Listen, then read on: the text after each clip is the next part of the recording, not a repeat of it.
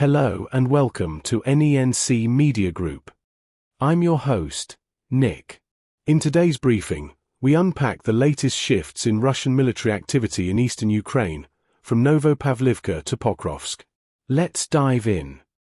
On Espresso TV, Viktor Trehubov, spokesperson for Ukraine's Kortitsia Operational and Strategic Troop Group, said Russian activity in the Novopavlivka direction has dropped sharply. According to his briefing, aerial reconnaissance and intercepted communications confirmed the drawdown. Novopavlivka had ranked second in assault volume across eastern Ukraine. Now it sees only sporadic shelling and probing attacks.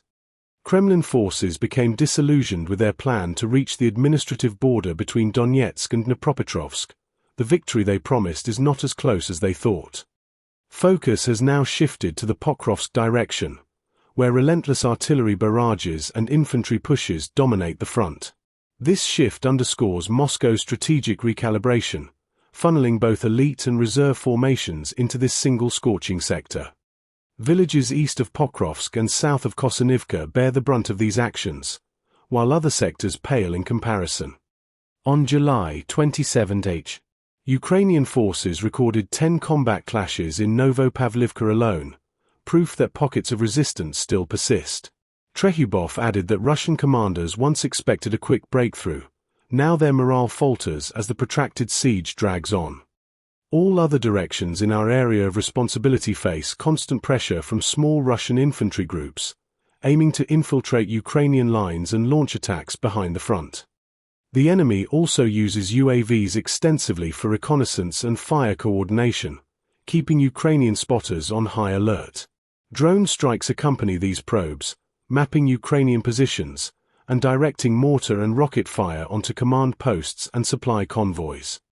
In some directions, Russian units are actually retreating under Ukrainian counterfire. Meanwhile, the Lyman axis remains an active flashpoint, with Russian units pressing along entrenched lines without breakthroughs.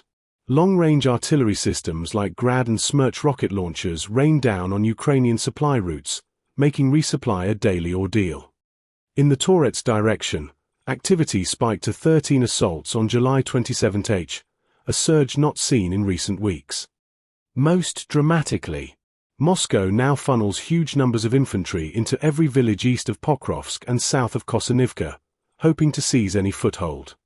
Those assaults come at heavy personnel costs, as soldiers dig in under intense Ukrainian fire.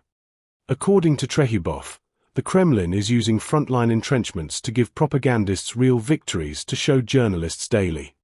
They deploy massive infantry waves to create the illusion of progress, despite suffering heavy casualties. This relentless infantry deployment echoes World War I attrition tactics, but modern reconnaissance and counter-battery radars turn each assault into a firefight of attrition. Thanks for watching. If this report helped you, smash that like button, subscribe and ring the bell for more news recaps. Drop your thoughts below.